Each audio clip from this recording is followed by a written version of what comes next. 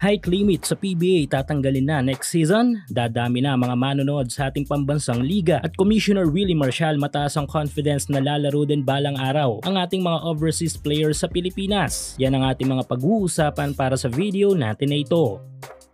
Bilang one of the oldest basketball league sa mundo ay dapat nasa tugatog na ngayon nang masasabi nating tagumpay ang ating pambansang liga na PBA. Try to imagine 49 years na since 1975 ang Philippine Basketball Association. Na-build ng ganito katagal ang PBA dahil sa lubos na pagmamahal ng mga Pinoy sa larong basketball. Palakasan man ito na likha ng mga banyaga, parang sariling atin na rin natin to kung mahalin. Kaya nga sa Pilipinas ay tinuturing na religion ang larong basketball. Kahit sa lugar kasi talaga namang makakakita ka ng mga basketball court at makakita ka ng mga bata o matatanda na naglalaro nito. Ngunit kahit ganong kalakas ang larong basketball sa bansa ay tila nakakalungkot isipin na ang ating pambansang liga ay unti-unti nang nauubusan ng mga manonood. Ang dating mga masisiglang laban sa PBA ay nauubusan na ng suporta sa mga live event. Dahil dito ay unti-unti na rin tayong nauungusan ng mga ibang liga ng mga basketball sa Asia na kung saan ay nito lamang nagsulputan. Kaya ang tanong ng marami, makakasurvive pa kaya ang ating pambansang liga?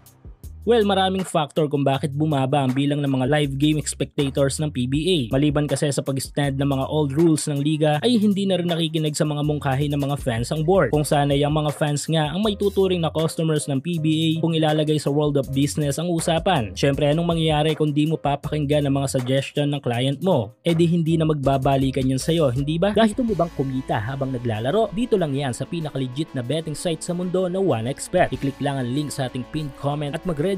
Ilagay lang ang promo code na PLAYW1X para makakuha kayo ng up to 6,000 pesos bonus sa inyong first deposit. Pwede kang tumaya dito sa kahit anong sports, lalo na sa basketball, NBA, PBA at marami pang iba. Meron din silang iba't ibang mga online casino games. Sobrang dali lang mag-withdraw at mag-deposit dito using your GCash or bank transfer. Kaya subukan na ang inyong swerte sa 1xBet. Dahil dito ay tumabang na mga PBA fans sa PBA at nawalan na ng interes sa mga laban ng liga at even nga sa kanilang mga favorite teams ay nawalan na rin ng gana. At ang isang suggestion sana na matagal nang sinasabi ng mga fans, even ng mga professionals, na tanggalin na ang height limit sa mga imports ay tinabla ng liga. Pero this time ay tila unti-unti nang nagigising ang PBA. Ayon sa interview kay PBA Commissioner Willie Marcial mula sa isang podcast sa YouTube ay finally tatanggalin na daw ang height limit sa mga imports next season ng PBA. Malaking sagabal kasi sa paglawak ng development ng liga yung limitadong pagpapalaro sa mga international imports na silang nagbibigay ng development sa ating mga local players. At maliban dyan, dagdag flavor at challenge natin ng mga dekalibreng imports na mga ito. Though wala pa tayo sa mismong announcement ng liga, ay masarap sa tengang marinig ang planong ito ng PBA. At kapag nangyari ito ay siguradong muling dadami ang mga manonood sa ating pambansang liga. Pwede na rin lumaro si Dwight Howard, Andre Blatche kung kaya pa, at ang iba pang mga former NBA players imports na hindi pasok sa sinet na height limit ng liga. Samantala, speaking of muling pagdami ng mga manonood sa PBA, ito pa ang magpapalakas sa viewership ng liga. Ito yung masasabi nating pagtubo sa ating mga young players overseas. Yes, ang talento ng Pinoy ay dapat talagang ibahagi sa ating mga Filipino at sa Pilipinas. Pero kung nakikita ng ating mga young ballers ang mas masagana at mas matagumpay na career overseas, ay wala tayong magagawa dito. Pero kung magiging maganda lang ang sistema at itaas ng konti ang salary sa PBA, ay wala nang magiging dahilan ng mga ito upang mangibang bansa.